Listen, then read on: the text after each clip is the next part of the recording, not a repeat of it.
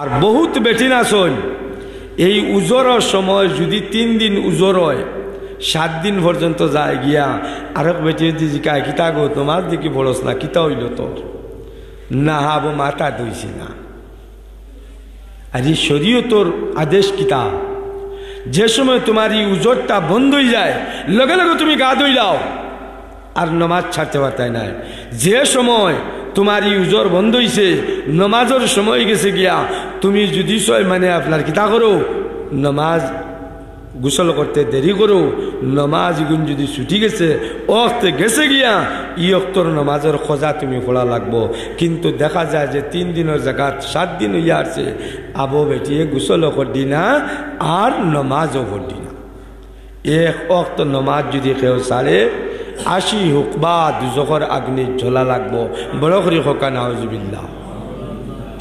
আর 2,88,00,000 বছরে মুফাসসিরিনে কেরাম হলে আপনার হাদিসের তাফসীর করনেওয়ালা লেখছেন যে 2,88,00,000 বছরে 1 হুকবা হইব আর 80 হুকবা কত দিন হইব। এর লাগি মাই বই নকল বাপ ভাই নকল সবরে কইয়ার নমাজ ছাড়তে পারতাই নাই। ইমান আনছো আল্লাহ কইতা ইমান আনছো ইমানের গন্ডির ভিতরে হামাও নমাজ ছাড়তে পারতাই নাই।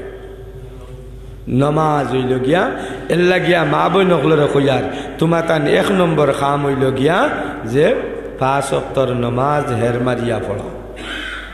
এতে বহুত বেটিন আসল বেটাইনতর উপরে দোষ দিয়া কইবা বলে না তার আমার খাবর নাই আমি আর নমাজ পড়িয়ার না আল্লাহ ধরলে তানে ধরবা মরে কোনো ধরবা না ইতা কইয়া আল্লাহর আদালত কোনো বেটা আর কোনো বেটি ছুটিয়া যাইতে পারতাই না। বেটায় সাবনানি দিছে না মাথা দইয়ান না গোসল করতাম বাড়িয়ান না হাড়ি দইতাম বাড়িয়ান না নমাজ পড়িয়ান না। শরীয়ত তো কইছে তোমার সাবনের দরকার নাই। কাপড় যদি নষ্ট হয়েছে বেলা করি কুচিয়া ভিজাইয়া দইয়া 3 বার বিসমিল্লাহ কইয়া সিফিলাও তোমার কাপড় পাক হয়ে গেছে সাবন নাই বলে বেটার উপরে দোষ দিয়া বানা দিয়া কাল কিয়ামতের দিন বেটার দুজকর আমি ব্যস্ত ওই তো না। এর লাগি